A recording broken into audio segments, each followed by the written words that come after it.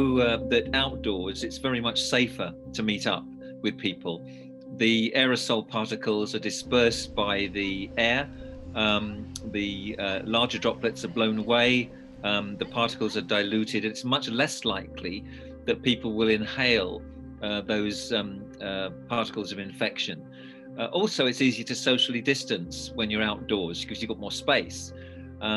It doesn't mean that now we can meet up with other people that we should hug, or we should not socially distance. We should avoid hugging, and we should keep socially distance, and we should regularly wash our hands and abide by the rules, because we don't want to go back to where we were with another lockdown.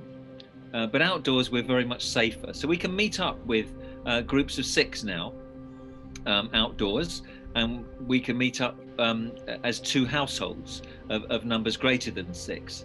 But still, we need to be cautious. It's great that we can do that because people have been absolutely craving their freedom to meet up with the people that they've missed so badly.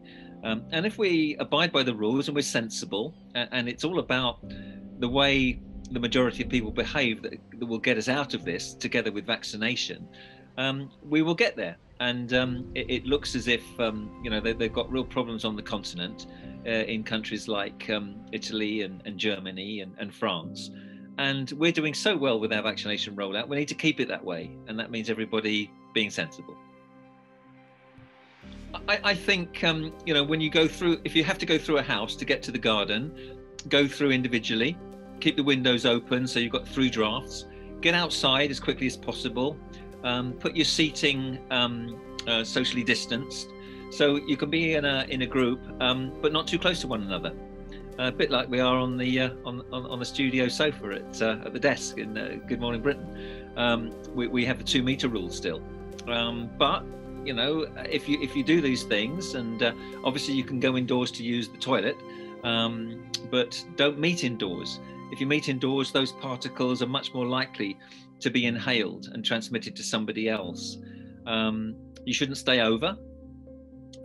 We don't need to stay at home now. We can take journeys, but keep the journeys to a minimum. Don't go further than you need to, and get home that night, and abide by the rules. And if we do that, we'll be through this quicker rather than later.